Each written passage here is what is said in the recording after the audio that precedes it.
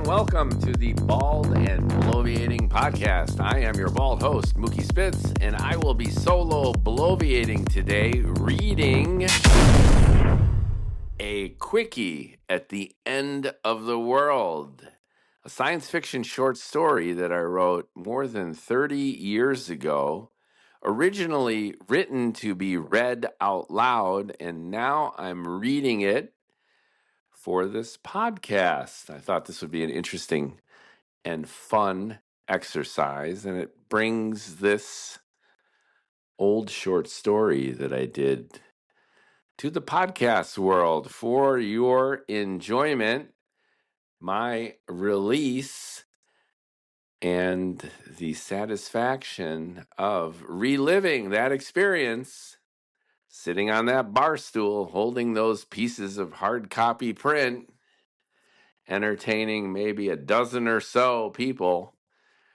with my vision of a quickie at the end of the world. By way of a brief intro, I was a freelance writer in Chicago for most of the 90s, at least in the sense that I wrote almost full-time and mostly pro bono. As a staffer and photographer for Tracy Bame's Outlines, Nightlines newspapers, I actually made a little bit of money, but for most of that wild decade, I was a bartender, then a nightclub manager, interspersed with moonlighting as a medical writer at a fertility lab in the Playboy building in downtown Chicago. So a lot of odd and interesting circumstances that whole decade, captured in a bunch of other stories and blog posts, of which I'll be sharing. But suffice to say for now, one random week I got invited by colleagues from the paper to do a Sunday afternoon reading at the Red Lion Bar on Clark Street, not far from the infamous Biograph Theatre where John Dillinger got gunned down. Yes, that John Dillinger. It's a landmark in Chicago, and the bar was kitty corner from the place. The theme of the reading show was describe the strangest place or circumstance I've ever had sex, or something similar to that. Like Gore Vidal, I would never miss an opportunity to have sex, be on TV, or do a live reading of my original writing. Given only a few days' notice, I could have tweaked a short piece already in the bag, but saw it as a creative challenge and decided to write all new material for this thing. Although I was a far better content creator than marketer, I leaped on any opportunity when it was handed to me, especially when it came with a chance to perform it, and to perform it live, and with a friendly audience for the most part. So, ta-da! Out popped these 7,500 or so words. Now, artists often reminisce how some of their best work erupts spontaneously, the muse herself whispering in their ear, inchoate within their initial inspiration, yet already not far from the final cut. Out pops the goods. Scientists have shared similar aha moments. And all this has been popularized by Malcolm Gladwell in his Blink. So the short story shared here had a similar kind of eruptive birth, popping into my head, then compulsively pouring out onto the page in this manic multi-day rush. I remember, I think Suki Delacroix, who was the pseudonym of another writer at the paper, I think he organized the event, and he might have mentioned it on the Monday of that week, reading on Sunday. So I had pretty much to get my shit together Tuesday, Wednesday, Thursday, Friday, Saturday, during which I was working shifts at the bar, going to do my medical writing at the Playboy building, and basically just doing all the crazy stuff I was doing with squeezing in as much time as I could to write this thing. And I did. Two prior ideas drove the keyboard frenzy. that really it ended up occupying. I think I wrote like 10 hours a day. This thing, I couldn't get enough of it. It was just happening. The first idea, which I had lurking in the back of my head for a while, was the chance to explore the irony of trying to prevent our extinction by ridding the planet of nukes. In other words, a global disarmament of nukes and their rockets, only to make humanity defenseless against the species killing meteorite or comet as a result. And then the second thing that was lurking in my mind was how long it would take and what would happen in the circumstances that would engender it for a female president. And on that track, why not a minority female president? And taking it one step further, why not a transgendered minority president? And looking back, and now sitting here in 2025, lots happened since, and we're in the midst of a backlash to the backlash to the backlash. But mashing all these concepts up that week before the live show, off I went, typing away. As far as the tone goes, I chose a first-person narrator protagonist best suited for a live reading in a bar. This guy was bigoted, faux intellectual, a whiny bullshitter. Kind of like the drunk regulars lurking a few feet away when I actually read this thing. Although the short story was long, I remember getting into the character and gunning it through to the end with maximum firepower. The audience was sympathetic. Like I mentioned, I think about a dozen of them, colleagues, a few of their friends, a few people I knew. They didn't fall asleep. They didn't jump up and down. There was no huge round of applause when I finished. I think they were kind of blown away by this, actually. I went above and beyond, which is one of my tendencies. Either I do nothing or I go nuts. And I was, if I remember correctly, too, I was preceded by little stories that were jokes, true confessions about getting blown behind a movie screen at a showing.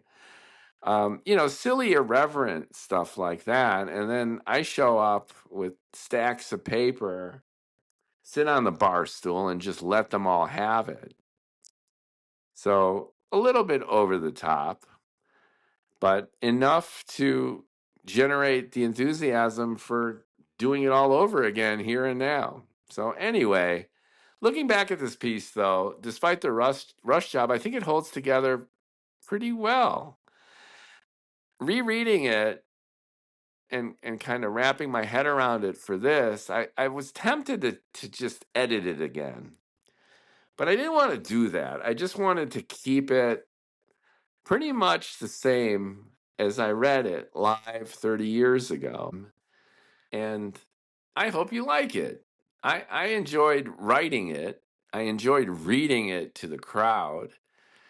I enjoyed getting it on Medium, the bloggers platform, after it was printed hard copy. I scanned it. I tweaked it.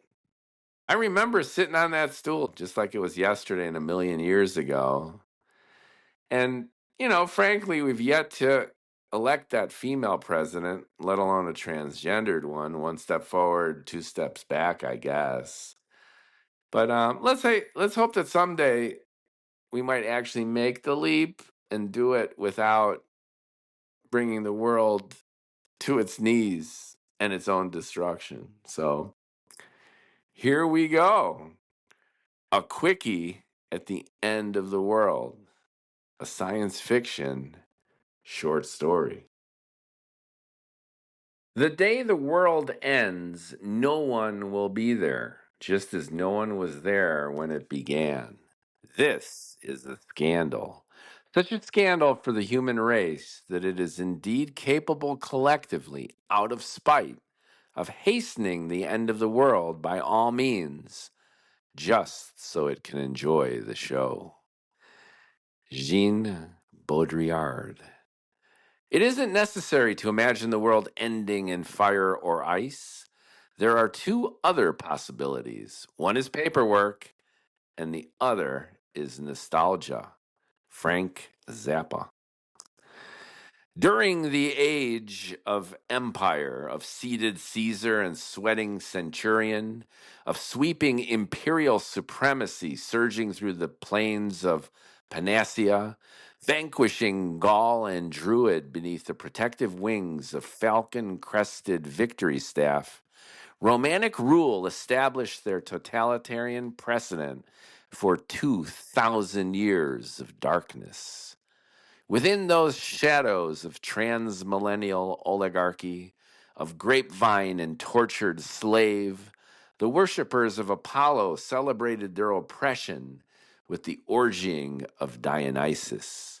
Romulus and Remus, suckled by she-wolf and raised by shepherd, were imbibed and nourished by the inherent duality of nature, a tradition reinvigorated by the bureaucracies of Vespasian and Claudius, engendering a respect and implicit understanding of the mechanisms of control, of the politics and pageantry of power.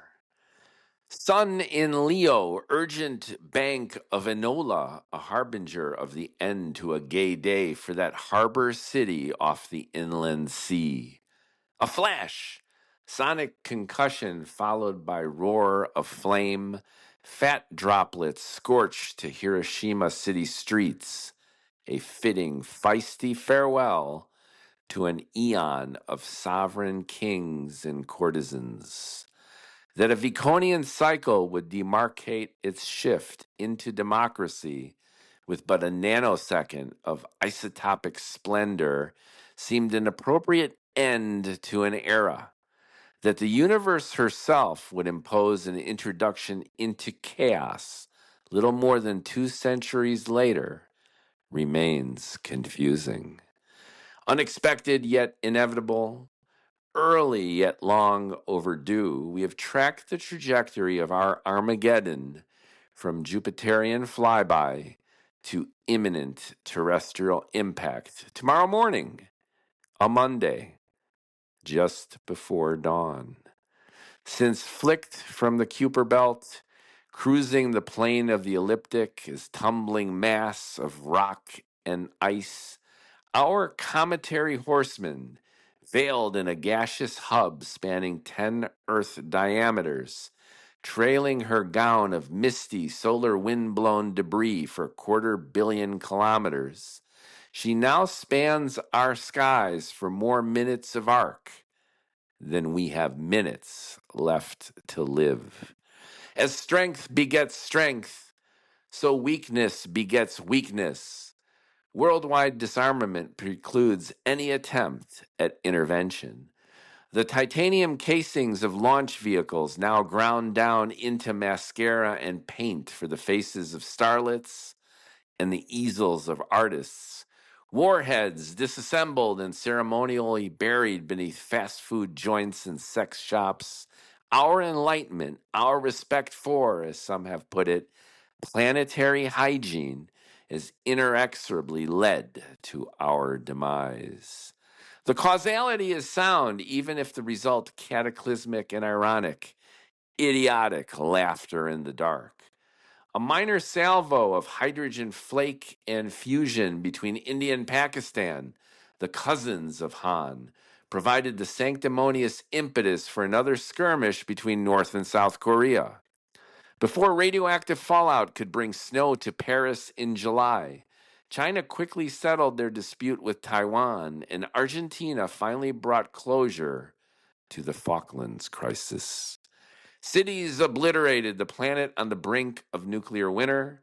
An international conference in Greenwich established the terms of a new peace that brought a temporary hiatus to hostilities and would eventually bring universal equity and genuine fair play. But 6 years afterwards, and to this fateful moment, tomorrow morning, on Monday, just before dawn, we will all perish. Some blame the Eastern darkies for starting it in the first place.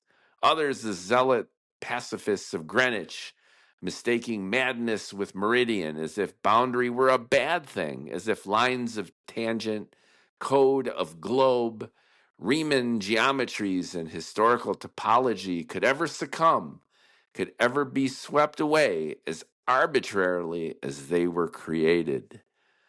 Mappers of nothing but their own short sightedness and dread, these progressive pacifists of Greenwich committed the only illegitimacy of diplomacy, that of gross naivete.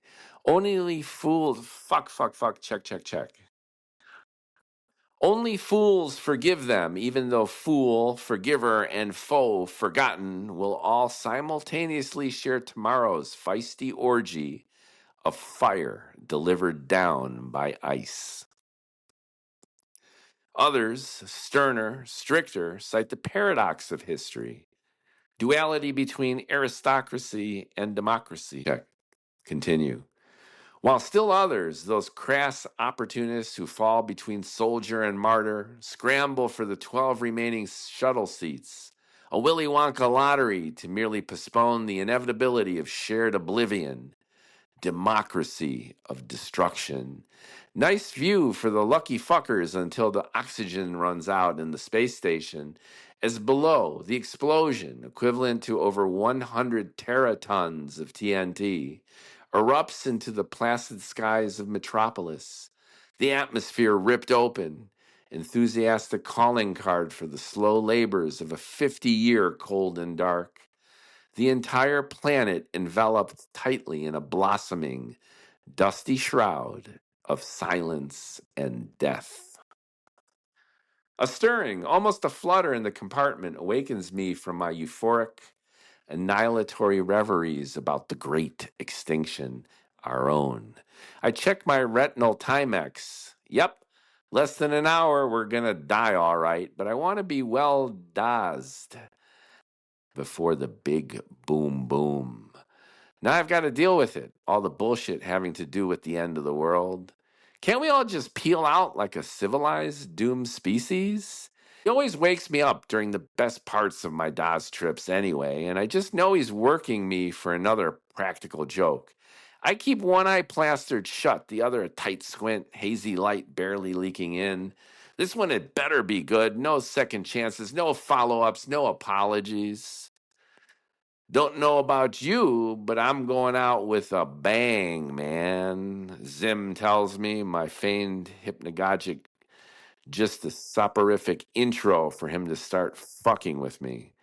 Dressed in his prankster clown drag, part court jester, part Swiss guard, he packs up his shit nonchalantly, as if tomorrow's score would be just another deal on just another early Monday run. Now I know something's up.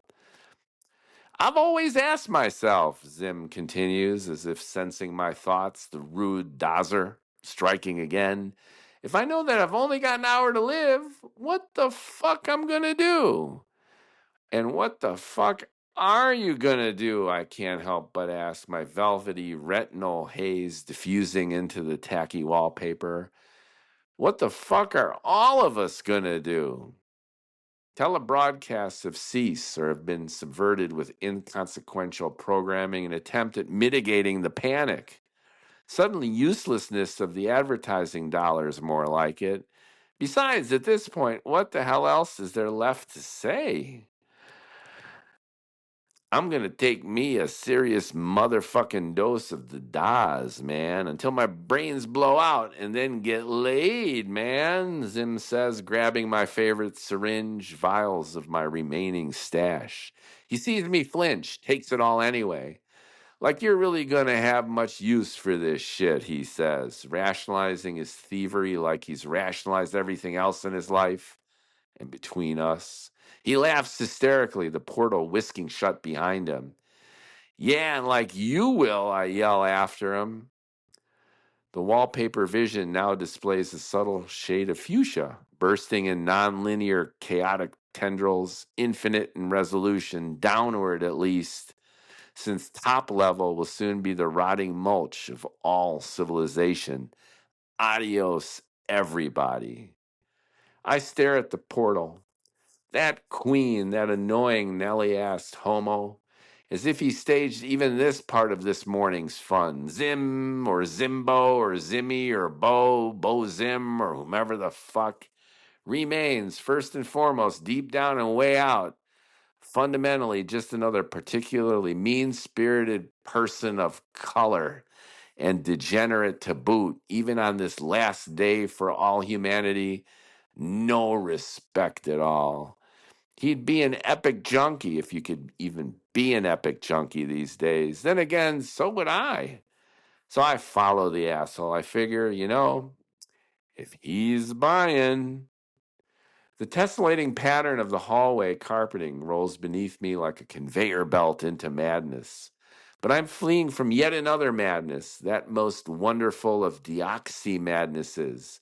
So I pay the optical discomfort no mind. Deoxyserotonin, since its fabrication but a decade ago, was first hailed as the ultimate recreational drug. Neither a hallucinogen nor narcotic in the strict sense, neither a stimulant nor a depressant. Zim liked to say it did you sideways, whatever the hell that meant. But wonderful, oh so very wonderful was the DAS, as the underworld called it, was and remains. No known side effects, completely non-addictive, no buildup of tolerance. The only factor preventing FDA approval was the very mystery surrounding how it works, why it could do what it does and not display any toxicity or induce dependence. That mystery remains as strong and as fast as the inevitability of imminent global destruction, while governmental approval never did arrive, since despite it being chemically safe, freaks such as me and Zin ended up taking the stuff at the cost of productive life and livelihood. Who would want to work, deal with the endless stresses of life, when the immersion of the oxyserotonin dream could fill not only a boring Sunday afternoon, but populate the rest of one's days with infinite glee and gladness? Not a high you can never crash, not a low you can never bottom out, not a hallucinogen you can never freak, not a narcotic you could never get hooked. The drug's non-addictive, all right, but people just couldn't stop taking it. The epidemic became worse than that of opium or heroin. For me and Zim, well, hell, at least it sustained our bond, one of need more than familiarity. The totality of our existence revolved around his connections and my connections and our shared disconnection from the world without deoxyserotonin. All along, two freaks sustained by his sense of humor and my willingness to put up with all of his bullshit. Tonight, unfortunately, my Negro has left me no choice. Love Me Avenue, the main thoroughfare between here and there, is crowded, but not what you'd expect given the circumstances. Clunky Chryslers and jalopy Fords hover above. The superconducting monorail station is full, probably due to malfunction more than anything else. When human extermination was first confirmed and announced less than a week ago, fools rushed to megamarkets hoping to stock up for the tough times. After a few days, however, when the realization finally settled in that those tough times would last only long enough for the mile-high tidal wave to wash the entire city away, people oscillated between paralysis and hysteria. The stages of mourning were typical, boring in their systemic concreteness. Following the initial shock and excitement, then the buying frenzy and almost comatose melancholy became pervasive. Then religious fervor took over like clockwork. Mass suicides, pilgrimages to Mecca, Jerusalem, Bill Gates the Fifth's grave and the Rock and Roll Museum, the high, the low, the sacred, and the profane all blending together in some postmodern smorgasbord of cowardliness and bad taste. After that, an indulgent societal chaos, a communal who cares about anything anymore, we're all going to die anyway. An attitude that led to individual hooligans and roving gangs murdering, raping, and pillaging with abandon, knowing that they too would soon be dead. Soon after, the G came down hard, blackout curfews, mass arrests, public executions through torture, were necessary to prevent complete societal breakdown. In this sense, Zim's enthusiasm seems slow on the take. Then again, the fucker's been so zonked out of his mind on that shit for the past week, he probably didn't find out about the end of the world until tonight. Zonked right along with him, I feel it's my responsibility to continue the pursuit. I could sit back and just wait to die like everybody else, but there's still an hour left, and all my deoxyserotonin is gone. Besides, the world's a tough place, even on the brink of its end. And who's going to look out for a mean spirited DOS junkie right before it's all over? I can feel the warmth flowing into me, through me, into me, through me, filling my mind with the feeling, with the idea with feelings and ideas about power. Hey, Zim man, wait up! With an insane giggle, he doubles time up the avenue. Not hard to spot wearing that funny hat, bangles, taffeta skirt with leggings. What's the hurry? Then again, he's got my piece. The bitch owes me at least a couple micrograms. Stop! Queen! I'm relieved having something to do. Great way to kill time before we're all killed. He uses the teeming, seething street for cover, darting like some prissy, half-pregnant ballerina between throngs of protesters in front of the expressionist steps of City Hall. The artfully broken choreography of tasteless 22nd century architecture. And now the apocalyptic soapbox of fools who feel compelled to fill their last breaths with last words for last men, as if vindication would be found in the raw finality of it all, as if the denouement of history could hold the asses in the seats for one last curtain call. If no one gave a shit before, why would they now? And since when has protest amounted to much of anything but Marxism and scholarly headache? The force of bored pedantry, no match for the momentum of coin, the power of cash flow, the give and take. Not so much of capital per se, but of the lowest common denominators of passion and instinct. The greed and garrulousness of masses who wish only to fuck and be fed. Sandwich boys of scholarly slush are nothing but placard-bearing anachronisms, taunted by the holographic advertisements suspended above, projected onto the sides of the buildings. Around them is the white noise and jeering created not so much from endless content, the pornographic promotions for herbal medicinals, and the infrared ads for fried foods, the marketing campaigns you can feel as well as see and hear, but from the hollow ads' punctilious persistence, the entertainment loops endlessly replaying themselves in 12-minute intervals. The medium, indeed the message, is the moguls of marketing, having days ago abandoned their polymer desks and now kill each other for those few remaining space shuttle seats. Zimbo, the junk freak, blends in effortlessly with the information freaks, the neo-Huguenots burning multi-graphic copies of the Edict of Nantes, pseudo-Canadian irredentists claiming Mason and Dixon were Jesuit spies, and the phalanx of Jews resplendent in skullcap and SS paraphernalia. They goose-step while chanting the Shema Yisrael, as if that juxtaposition of diametric opposites could somehow save them, bring back their gassed, burned, and pillaged brethren. Not to forget, indeed, for how can anyone sleep through the genocide? How can anyone whine and complain through Armageddon? Damn them all to hell. What has happened to winner take all? What has happened to courage and calamity? Can our only redemption be through an icy, fiery death hurled from the sky? God damn it, I need some of the shit. Not addictive, my ass. We are addicted to only two things in this life: hunger and death. With death imminent, I hunger. God damn it, I need some of the shit. Not addictive, my ass. We are addicted to only two things in this life: hunger and death. With death imminent, I hunger. Only deoxyserotonin can sustain me now. How fitting that a black, spineless, chicken shit cocksucker would be in possession of that which I need, that which I must have, and the device for its delivery.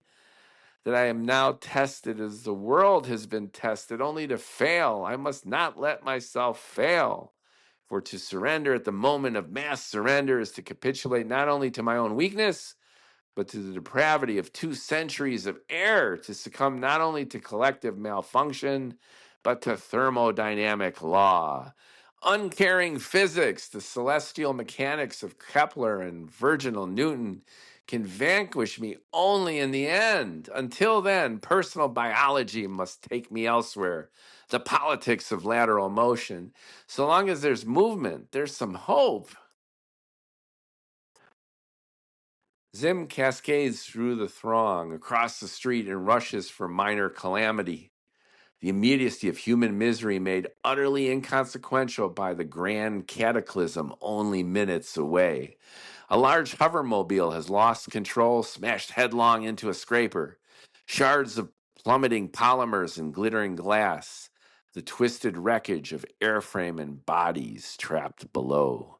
Gravity has overtaken them, a fully functional force vector that reminds me of our universal fate.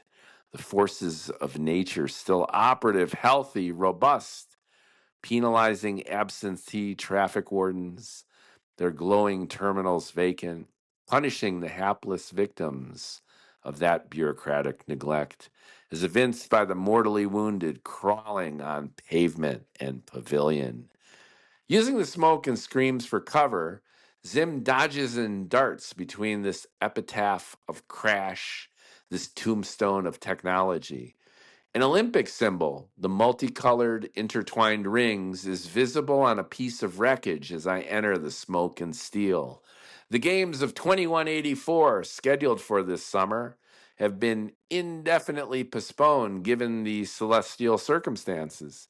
The athletes being ferried from a training camp in the suburbs to some unknown destination, now unanticipated yet demonstrably conclusive at my feet. One of the clones of Jesse Owens, amazingly well preserved given the circumstances, tries to stand, and for but a moment I mistake him for my man, Zim. I almost stop to ask him for a dimethyl steroid before I see Zim making his way deftly into an alley. Around me stand and lie living and dying symbols of the lies of contemporary sports.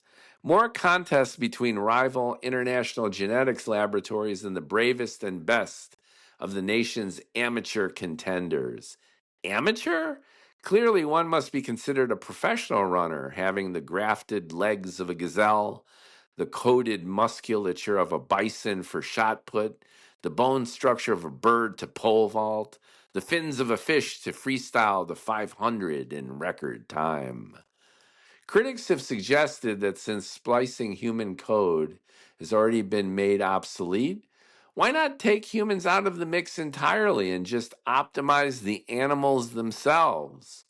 While others, more astute to the dynamic of demos, the media of masses, have observed that bypassing the human source code entirely would somehow diminish the emotional intensity of the games, would make identification and association too much of a challenge, misspelling the nucleotide alphabet somehow superior to speaking in a new tongue altogether. After all, we create heroes if only to watch them rise, summarily to fall, a dynamic made difficult if we consider them beneath us all along. Besides, interviews and athletic bios would be impossible. Too much holographic airplay already devoted to the scientists themselves, the creators, superseding the created. But now this team has all fallen, never to rise again. Red and blue flashing lights, the drone of sirens fill the air. Public servants, the mercenaries of the municipality, are always the last to resign themselves to revolution or any radical change. Their paychecks guaranteed, even if their tenure is not. Cops and medics approach as the smoke around me begins to clear with the suction of their prop jets. Not only do I have a private mission this early morning for scoring, but a public warrant for my arrest for selling. I leave the genetic Olympian freak show to their endorphin painkillers and water stretchers and resolutely pursue my quarry, my own killer, to the brink of oblivion. Zimbo enters a freight elevator on the far end of the alley just as I enter the narrow walkway between buildings from streetside. Before the door is shut, he waves my syringe, a lavish vial of my deoxyserotonin, and gives me the finger. By the time I reach the small, jutting alcove, the lift has already made midpoint up the building's surface. The only unit Zim's ticket to ride, a gaper block already forming at the mouth of the street. An exposed fire escape seems my only recourse. For some reason, however, the 114 stories seem slightly daunting. Back on the street proper, I push through the crowd. In this age of computer-generated entertainment, athletes, perhaps the only remaining celebrities, ambulance attendants and medics have some trouble getting to these victims, bigger gaper blocks than for the comet. In the commotion, a medical hovermobile floats idly, emptily, beckoningly by the perimeter of the throng. I slip inside the air ambulance. Flipping this switch and that, the hatch slides shut, the prop jets charge as a disembodied voice fills the interior quads. Voice print, identify, please. You idiot, I scream. Don't you know it's the end of the goddamn world? Voice print identification, incorrect. Please supply password override to gain clearance. I figure that I'm totally screwed when the hatch suddenly opens and an orange-garbed medic enters towing a water stretcher. It bears the inert body of what must be an Olympic boxer or wrestler. The hairless, gorilla-like body a relatively easy giveaway. Who are you? The medic exclaims, stabilizing the stretcher against an inertial restraint mechanism. I'm your driver, I concoct. Get him stabilized and let's fly. I'm the driver, you moron, the medic remarks. Voice print identification confirmed, drones the voice. Proceed to emergency evac coordinates immediately. Some appropriate lights and numbers flash on the view screen. Fuck the autopilot. I'm in charge here. Given the circumstances, I decide to be diplomatic. Get out of this hover, you asshole, or I phase shift your face, I suggest, pointing my snub-nosed particle beam pistol at his head. Make guns illegal and only the criminals will have them. But I'm no criminal. I just love my deoxyserotonin. And this Dayglow jerk sure as hell isn't going to keep me from it, whether or not the whole planet's about to be hammered. Come on, fucker. Come and get an anti-proton beam right between the eyes. Move, now. He complies. What's he going to do? Give his life up for a goddamn gorilla? Some DNA-spliced ape in biodrag? With a whir, the machine rises into the sky. On manual, I maneuver the craft straight up the side of the skyscraper, dodging the area of smoke and dangling debris at the impact site about 20 stories up. As we zoom vertically, I gaze back at my passenger. Figures that this gorilla freako would have survived the crash in fairly good shape. Muscles rippling amid the mass. This guy could probably bench press 1,000 pounds. I only hope the beast doesn't wake up. Hungry, he suddenly exclaims, eyes shooting open, the inertial restraints buckling under the brawn. Hungry! As we zip along the scraper face, rows of abandoned offices flowing by like stacked movie sets, I look about the compartment. Opening a med kit, I scope some endorphin, glowing pale blue in 20cc vials. Relax, George, I suggest, prepping a suction needle. Hungry, my buddy grunts again. Horny, he clarifies, or maybe adds to his growing shopping list. His breathing spastic, excited. You're looking at the wrong girl, friend, I remind him. Breaking over the top of the scraper, all that's visible is an empty hoverport, exhaust vents still smoking. Zim must have copped himself a ride, too, checking the scopes, looking for a suspicious tag number. Spotting Zim's craft proves remarkably easy. The grid is abuzz with the traffic violator, ripping through unauthorized routes, bobbing like a fucked up duck from one cruise plane to another. Punching the Dopplers, I lock onto Zim's hover, program the machine to pursue and overtake. I might be a deoxy hophead, but at least I still know how to work all this techno bullshit. Unfortunately, so does Zim. Streetwise, with 3D sky wisdom, always count on an addict to get around. We might not be able to tie our own shoes, but nothing and no one can get in the way of our one goal, the stuff. Surely the end of the species might be a minor obstacle, but 20 minutes remains an eternity for those feeling the need. We might all soon be dead, but at least I'm gonna be dazed, baby. Feed me, blurts my ape friend. I pop all 20 in one of his pecs. The tissue's so tough, the vacuum almost doesn't connect. The brain drain hits his bloodstream, but to no effect.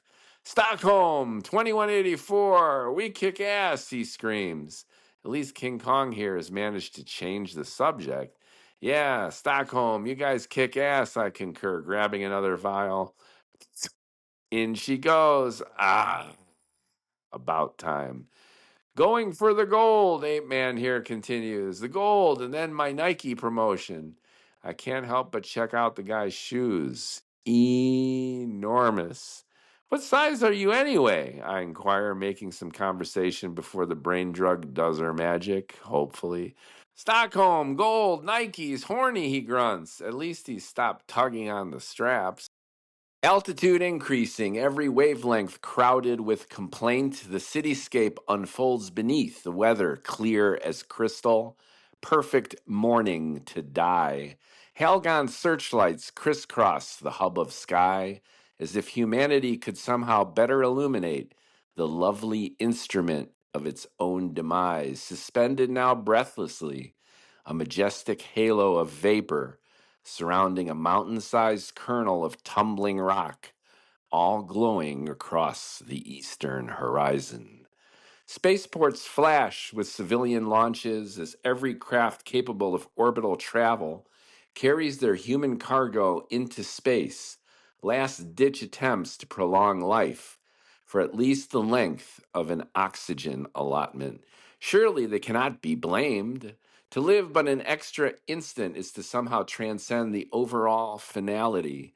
But what succor, what pleasure to be gained in being a first-hand witness to the death of 20 billion souls. To share in life is to share in death.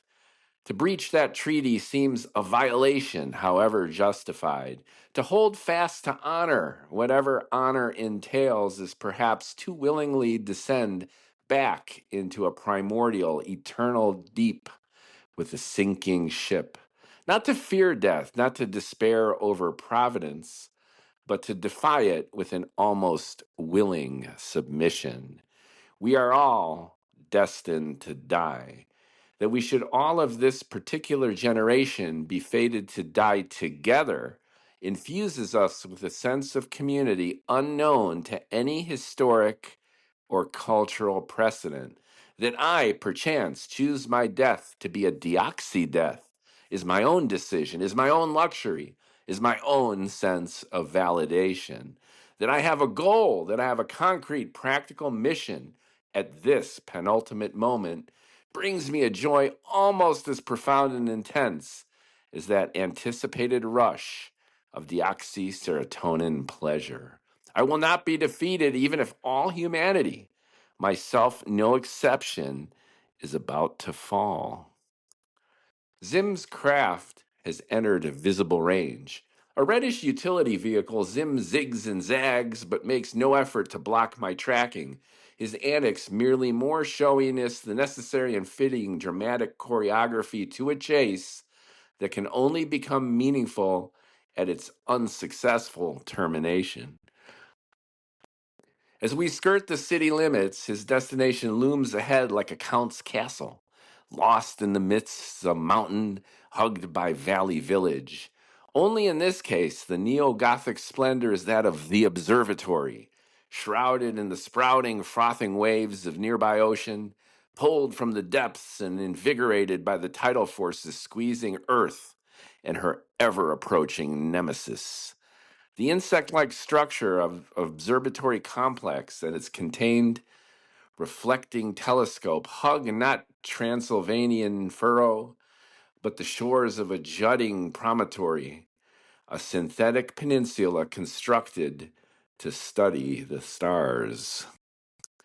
With an unobstructed view of the cosmos, flying above presents an equally lavish view of the structure's brilliant white dome, hundreds of meters across, and the few support buildings splayed like spots on a mushroom.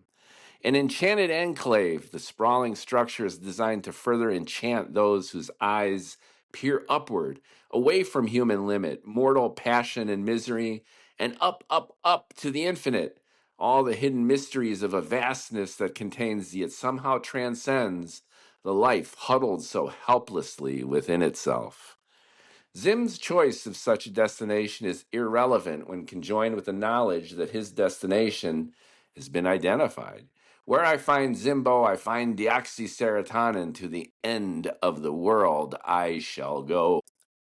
With all the commotion downtown, with the anticipation of planetary fait accompli, the otherwise heavily populated promontory, replete with an international host of technicians, scientists, and even tourists, seems abandoned. Zim's craft hovers momentarily, locks onto the nearest landing pad, and smoothly docks. Jamming the throttle, smoke rises past the viewport as I park the gene-tweaked gorilla and myself but a few meters away. Zim's gangly, almost gelatinous body effortlessly disappears into the closest support building, an annex located just west of the main observatory globe. At first, I decided to pump Kong here with another 20 cc's and pursue my destiny unaccompanied by this hairless ape in estrus. Vial in hand, I suddenly realized that having a trusty assistant, particularly a 300-pound genetically engineered Olympic caliber gorilla boxer wrestler motherfucker, just might come in handy. Hey, George, I say, gripping the release mechanism of his inertials. You want to come along? Food, primate pussy, gold, primetime spots. We might even be able to pick your ass up some sneakers. Quality shit. Stockholm? George here inquires, looking about. Yeah, Stockholm, but only if you behave yourself. You got that? I am a conditioned athlete, George grunts, as if by rote. I was created at Genogen Laboratories of Kenosha, Wisconsin on June 7th, 2170. Yeah, whatever, I add, unhooking the device. Releasing him, I dart back, fearing the worst. The worst is, of course, a relative concept, as George here leaps out of his water stretcher and proceeds to give me a hug that completely knocks my wind out. Are you my new trainer? His breath like a compost heap in hell. Its waft enveloping me with straw, bananas, dimethyl steroid, blood, sweat, a hovermobile wreck, dead teammates, and what can only be described as gorilla poon. Take it easy, Chim Chim, I gasp, somehow freeing myself. At least his numbered jersey and light blue sweatpants are still intact. Yeah, I'm your new trainer. Come on, let's go find some deoxyserotonin. You get some too, okay? I open the hatch and we scramble out. Stockholm, George yells, waving his arms up and down, jogging along beside me. A tight path flanked by topiary bushes leads to the annex, the door teetering opening, beckoning. Suspense thwarted almost immediately as said entry produces Zimbo on the other side of a hallway glaring at us. Somehow noticing my new assistant, Zim mimes a chimpanzee, laughs, stands again, and proceeds to inject himself with a healthy dose of the Daz. I can almost see his pupils dilating from 10 meters away. Zim smiles a lavish deoxyserotonin smile, gives us both the finger, and disappears behind yet another door, slamming shut behind him. This door proves to be locked. George, will you open this for me? George works the handle. Locked, he grunts. I point to it. Other side, Stockholm. I scream. As the door is cleaved from its hinges, darkness overtakes us. Somehow, the lights from the hallway have also been suddenly extinguished. Popular with the Chinese opera, this fight in the dark offers a decidedly new twist. I can hear Zim laughing a few meters to the right and back. George, I try to command, as your trainer, go get that lanky fool and bring him back to me. Luckily, the creature's sense of smell has been heightened in direct proportion to commensurate body mass and musculature. As a few more grunts, the movement is summarily followed by the unmistakable shriek of a Zim. Groping in the dark, I find the light switch and indulge all of our curiosities. A small laboratory space is illuminated, Zim and the Olympian revealed on its far end. George has pinned his captive to a table whose one free arm is now used to inject himself in the beast with my shit. Mission accomplished, Zim tosses syringe and empty vial into a satchel, open beneath them. As I approach, animal aggression yields to what can only be described as affection, instantaneously transforming into an utterly repugnant display right before my Da's deprived, leering eyes. Oh, Mr. Man, cries my roommate and fellow addict, mesmerized, reaching around and actually fondling the hunk. You one big daddy. Disgusted to the verge of physical discomfort, I scowl, grab the satchel, the clink and clamoring of several remaining vials, my only reason to continue, and run for yet another door on the far end of the lab. Bolting through the portal, I dash up a seemingly endless series of steps, round and round, up and up. Anteroom of the underworld, my sexually perverted Anubis now satiating himself with the baboon incarnation of Thoth. I finally reach, exhausted in mind and body, the threshold of inner chamber, the top level of observatory. Osiris, escorting the sun on its night barge journey along the river beneath the world, has given way to bright white globe of observatory. Its now stationary, multiple mirrored reflecting telescope poised at the glowing cometary chariot, here to reclaim the species to the god of the dead's resolute, eternally patient kingdom below. Standing on the catwalk that runs along the shell's perimeter, I see dozens of computer monitors processing and displaying variants of the cometary trajectory, the bulk of creative destruction filtered along distinct wavelengths, from infrared to ultraviolet. The actual anomaly, visible through the dome's slanted opening, is mirrored now and projected into 100 faces of Janus, all staring at me, yearning, oh so very eager to capitulate to its own annihilation, the consumption of everything we have ever come to know and experience. I never thought I would have company, says a voice from below, sitting at the very base of the mammoth telescope, tweaking the controls. I thought I would have this moment all to myself. But now that you are here, would you care to join me, party with me at the end of the world? I somehow recognize that voice, its strange intonation. I make my way toward a ladder, try to get a better look. The comet is very beautiful, isn't it? The voice continues. I have worshipped beauty my whole life, the politics and biology of beauty. I think it's somehow fitting that now, in the end, will I witness the very incarnation of it. Come here. Hurry. We don't have much time. I descend the vertical steps. What the hell else can I do? Amazingly enough, the shock sustained in the laboratory annex, this voice, the impending doom so lavishly displayed on all these monitors, has made me forget about the gold I carry in that small satchel. As I go down to the floor of the observatory to directly confront this bizarre yet familiar voice, it continues as if to taunt me, as if to ensure my continued attention before all attentions cease. Nature knows no death, only transformation, it goes on as I reach the floor of the observatory. I have known so many transformations, internal and external, social and political.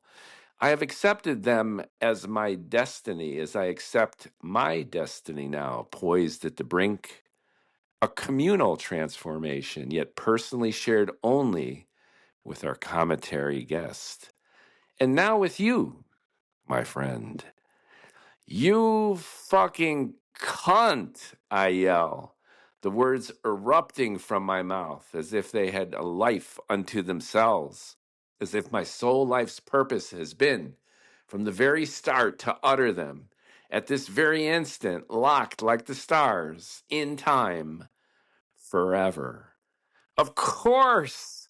How could I be so stupid? So naive. That voice. How could I not have recognized it? For here I stand, an arm's length away from none other than President Lorelei Lee.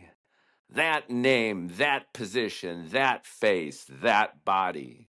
Yes, President Lorelei Lee, Chief Executive Officer of the United States of America, Chief Architect of the Greenwich Treaties, the one and only President Lee, hailed as the greatest diplomat and negotiator of the 22nd century, winner of the Nobel Peace Prize of 2180. Stockholm, my fucking ass. This transgendered bitch has single handedly brought the entire human race to oblivion. I can't even believe this. She sits utterly nonplussed.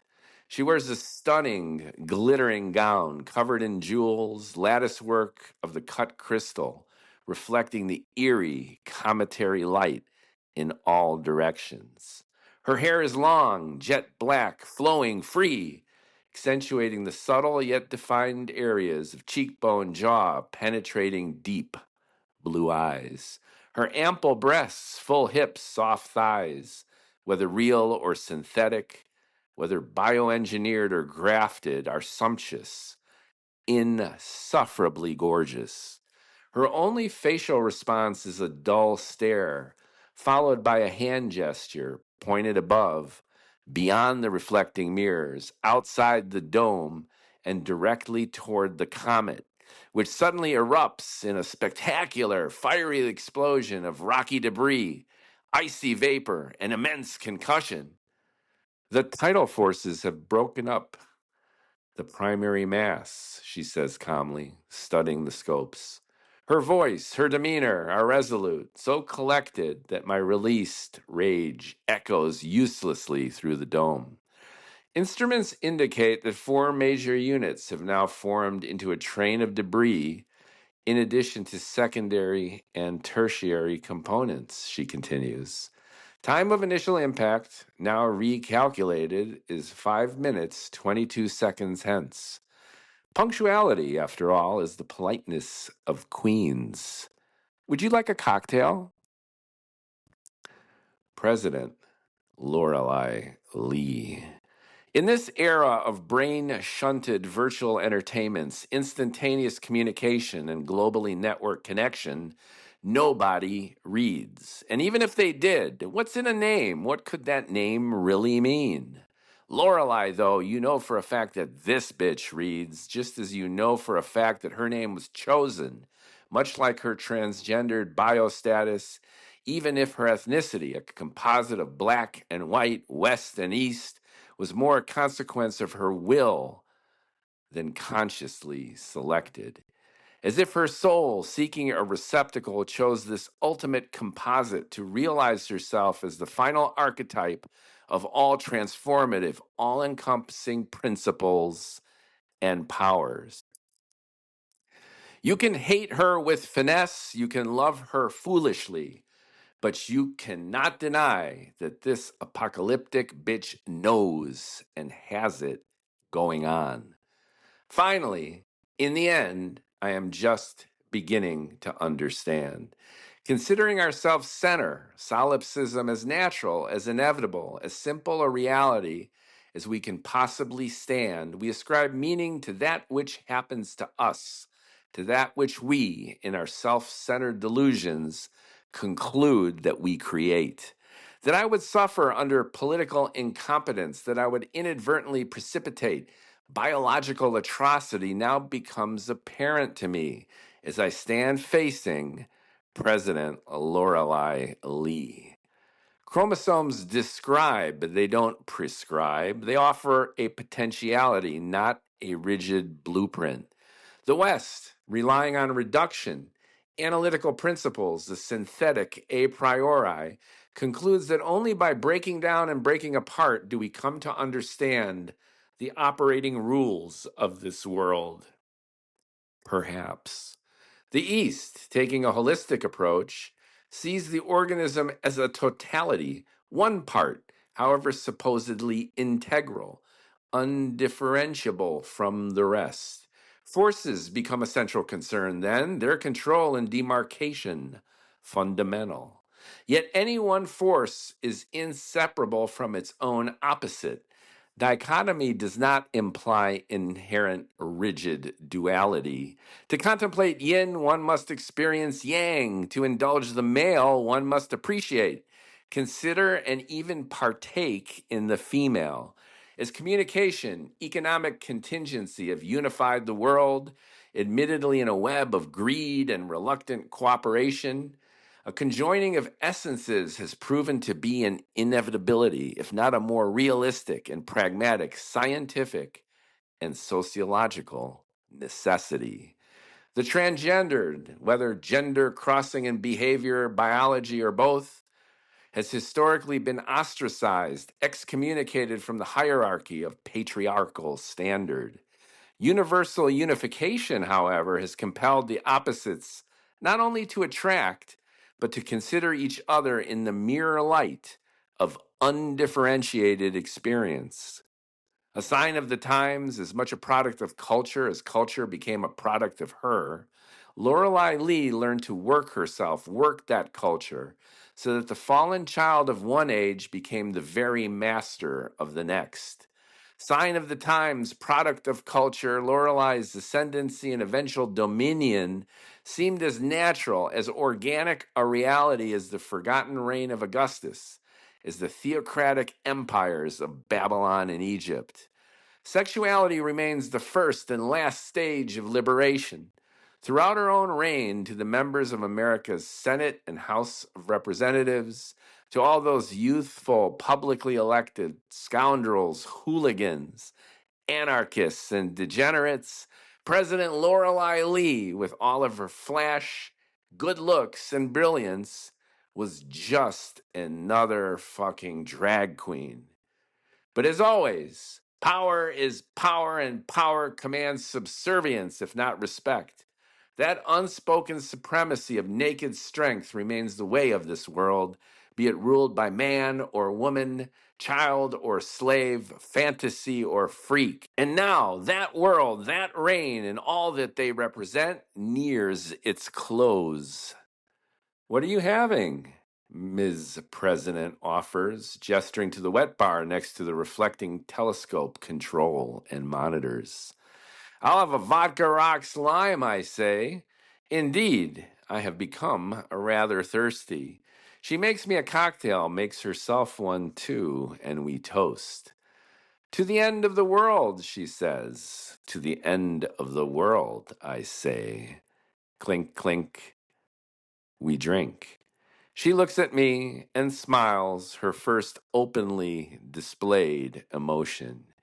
You and your kind will never change, says President Lorelei Lee.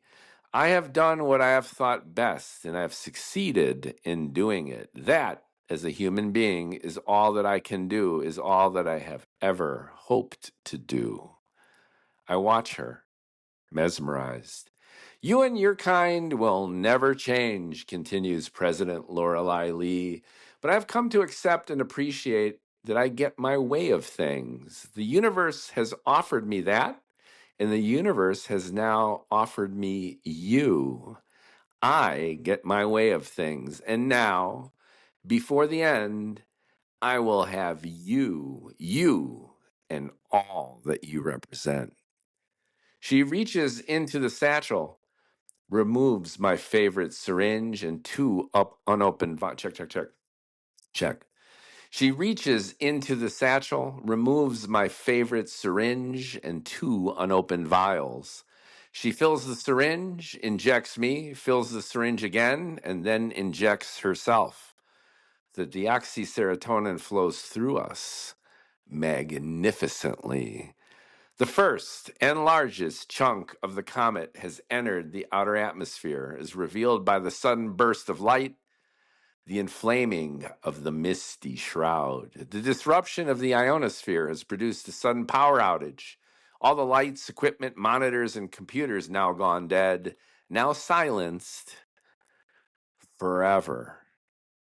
As Lorelei Lee pushes me down to the floor of the observatory, as I willingly, enthusiastically relent, I gaze up at the sky exploding with 10,000 colors, an alien dynamism the vault of heaven has not known for 60 million years. Humanity, in moments, will follow the way of the dinosaur. Our culture, our accomplishments, everything we have known, discovered, invented, tried to destroy and recreate will be left as mere fossilized curios for the age of Capricorn, when other sentient beings walking the face of their own brave new world will recapitulate in their own turn, in their own time, all that has come before. Lorelei Lee takes me, and in that moment of rapture, I worship her. Clap, clap, clap, clap. This story seems to have held up much better than I remember it. And it's been glorious not only to indulge myself in dusting it off, posting it on Medium, blogging platform, and now reading it on a podcast and blasting the world with the audio version of it. But I am gleeful in finally figuring out how to write a decent story. For years, I wrote and wrote and wrote, and I didn't really like my voice. I just kept typing, regardless. And I guess that's how you do it. And with this story, in about the mid 90s, after writing for pretty much continuously, at least a decade, without publishing, just writing, trying to hit my stride, I think I got it here, at least to a certain extent. I certainly would do things differently now. And even what I've learned over the last 2 years in terms of self publishing my first book and soon self publishing my second, clearly I could massage this bad boy, this bad girl, this bad they into a better story. But it doesn't really matter because it's the journey, not the destination, right? And that's an old cliche, but I think it's especially true for the creative arts because you're always working it, you're always massaging it, you're always changing it. And then even after you reach a plateau, climbing Everest, as it were, you're at base camp, and then you look down at where you were, and then you have a sense of where you could still go, and then you get a decent night's sleep, hopefully in the tent, and then to push this analogy into oblivion, you hit the slopes the following morning. And then as your perspective changes, your taste might change too, and your angle of attack and how you do stuff. So it's always moving, it's fluid. And sometimes you go back to where you came from, and sometimes you look ahead and you compare, and sometimes you like it, and sometimes you don't. But the whole point is just creating content. It's sharing. It's doing what you set out to do. And whether or not people acknowledge what you do, whether you have 2 likes on your social media post or 2 million, it's really the doing. The doing is the thing, and it has a beauty to it. And this story, in ways, is beautiful in its own way. I took a very simple concept, one that was brewing in my head.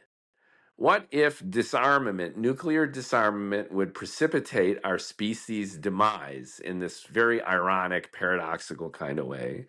And I coupled that with what if we not only had a female president, and this was, of course, years before Hillary Clinton ran and lost and Kamala Harris ran and lost.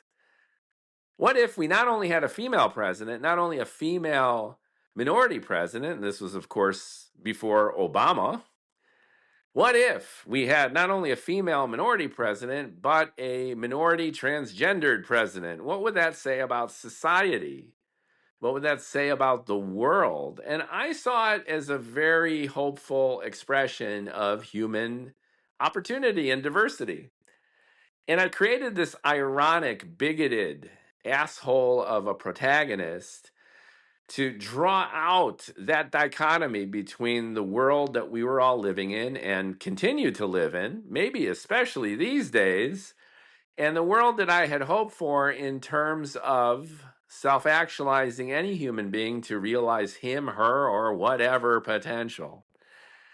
And this story was written prior to the woke explosion, the backlash to the backlash.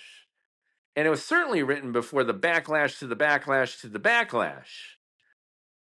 And reciting this story now and bringing this podcast to life now in the early part of 2025, in the midst of this meta backlash, I think serves its own purpose. And this dichotomy rages even to this day now. And all of its contradictions do too. And they're kind of captured in this story, which is the best intentions of the human rights movement, really. The best intentions of wanting to elevate culture to be more inclusive and accepting and be unbiased, to overcome our patriarchal biases, to overcome our race biases.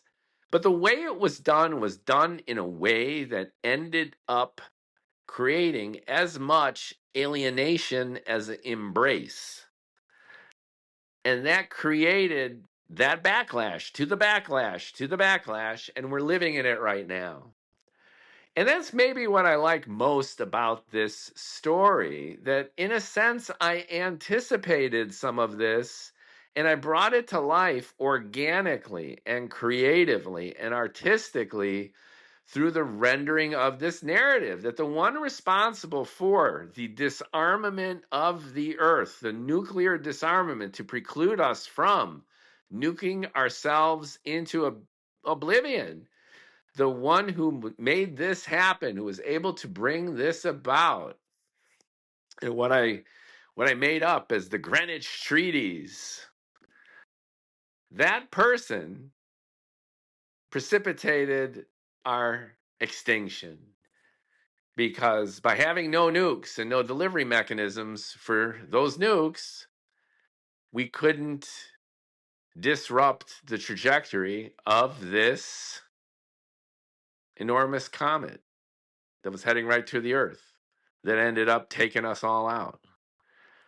And again, the best intentions. Interesting. Really kind of fun. I think in an unconscious level, I had tapped into the zeitgeist, and I had even predictively extrapolated a lot of the burgeoning conflicts that still had another 10, 20, now 30 years to play themselves out. And that is very cool. It's cool in the sense that it erupted internally, almost unconsciously. And rather than write an essay where I espoused this point of view, I wrote a story that embodied the essence of it. And I translated that into a dramatic arc that was part Fifth Element, if you will, in its flow. It had elements of some of my favorite films and books. You have a little William Gibson in here, I noticed. My favorite Pynchon, of course, leaps in and out. William S. Burroughs is in here a little bit too. But I did have my own voice with this thing. And it was still kind of naive, kind of unpolished, a little clunky. But again, the flow of this is self-evident. The manic release of this story, you could feel it. You could feel this coming straight out of me. And even though some of the prose is fairly sophisticated and I worked it through, I remember sitting there and I didn't even have a desk. I had like a credenza and this cheap office chair on wheels that kept rolling out from under me. And I had a gateway computer with one of those old Pentium chips, and that was a big deal back then. I had a 14 4K modem to access this internet's thing. And I had just a simple word processor and a banged up keyboard. And I banged this shit out. And it felt great. Jack White talks about Sun House in the river delta. Probably no running water. Somehow, miraculously, a song or two or three of his got recorded. And that's Jack White's favorite. And the singing is out of key and it's syncopated, but it comes straight from the heart. And I love what Jack White said about his mentor, his soulmate in the arts, that there's no reason that recording ever should have happened, that this guy was just standing there, him and the world and nothing else, with no expectation and no real hope for connecting with anyone beyond the immediacy of the moment of its recording, which was also probably ad hoc and accidental. But that's the beauty of it. That's just so glorious where you just let it out. And this inspires me. It inspires me to soon publish my second book, which has similarly been banged out with heavy strokes on an Amazon Basic keyboard. If there's any short of 4 million keystrokes on this banged up piece of shit, then there's none at all. And I love it for that. Kind of like Yngwie Malmsteen's duck guitar, which has had the headstock broken off and it looks like he ate his lunch off the fretboard. That's what I'm talking about. That's the good stuff. And you just don't care. You just sit here and you do it. Just like President Lorelei Lee in the story. Be all you can be. She has, just to put a cap on my own annotation here, my own extended addendum, indulgence wrapped within indulgence with an indulgent cherry on top. The president, Lorelei Lee, she has Z fucking row regrets. She must know that she fucked up. She must know that maybe having the common sense to leave behind a few nukes just for this kind of contingency. But no, she also felt that if you leave a few, then you open the door for renewed proliferation and the renewed threat of species annihilation through nuclear winter. So get rid of them all. And she did it.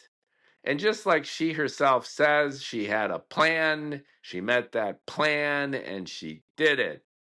And at the end, the universe rewards her with a nice piece of authoritarian, bigoted, faux intellectual shitty meat. And that, in its own sense, like a rack of ribs or a McDonald's quarter pounder, is just so fucking satisfying. And yeah, you brought out the end of the world. It is technically your fault. It's technically my fault. But eat. Go ahead and eat. Let loose. Your final hurrah. Can you say you done good? You done bad? You led to your own destruction and everyone else's? Doesn't matter. She did her duty. She fulfilled her debt, as Emily Dickinson wrote, to nature do. And with that, adieu. Thank you for listening, and more to come.